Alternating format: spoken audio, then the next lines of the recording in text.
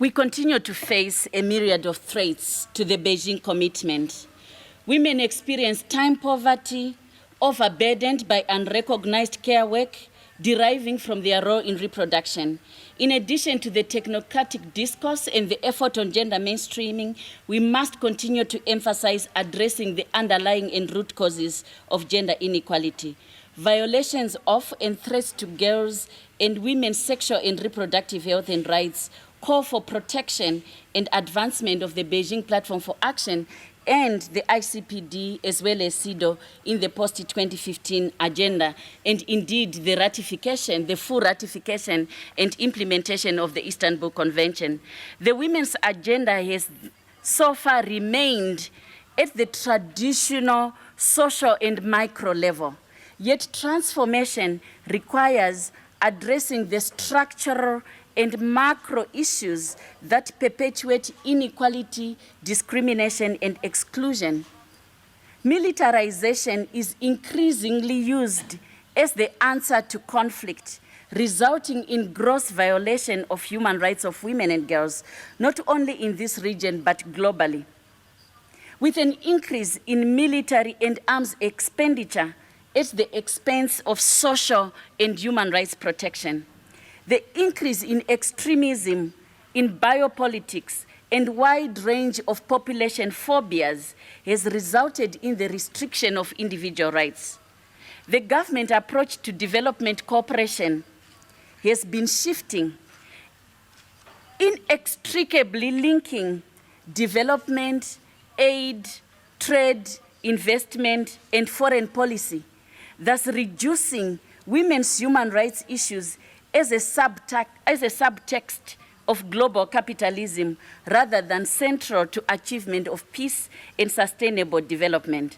Financing for civil society and financing for women's organization has been so reduced to a subcontracting relationship, jeopardizing the fundamental civil society self-organizing and partnership.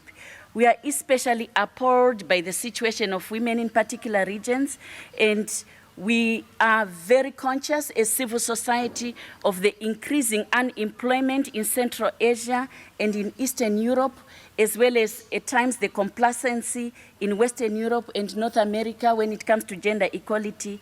Violence against women and girls remain pervasive and is perpetuated at times through technology and social media, which we are supposed to leverage for the positive. At times we are facing violation through social media. Racial discrimination, especially against migrants, who are often undocumented and have no public voice, results in gross violation of their rights. Women in vulnerable situations, including indigenous women and women with disabilities, experience disproportionate violation of their rights, while girls and older women often lack social protection. Girls and younger women in our region face psychological pressures, including sexualization of their bodies and the destruction of the body image.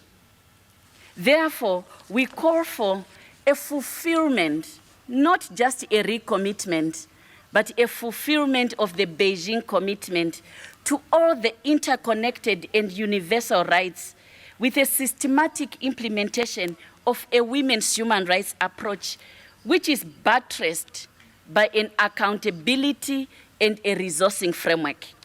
We are calling for women to be placed as the heart of sustainable development agenda, and that the post-2015 agenda must be clear. We need a stand-alone goal on gender equality and women's rights with clearly articulated means of implementation for women's rights and empowerment. In addition, girls' and women's rights must be recognized throughout the SDGs and also in the specific strategies.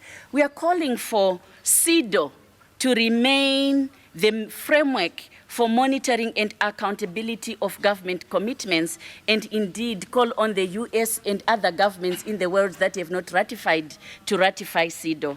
We call for women's access, equal access to resources, including land, credit, funding towards an intergenerational social, cultural, environmental, civil, political rights and justice. We call for an investment in women's rights, including sexual and reproductive health and rights, in ending violence against women, particularly ending child, early and forced marriage, and FGM, including in this region and especially. And we call for systematic and urgent focus on women of all ages as users, as shapers, as leaders of new technologies, sharing power with the young generations as agent of change.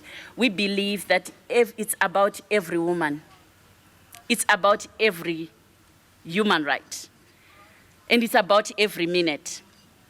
And it's everyone's responsibility. And the time is now.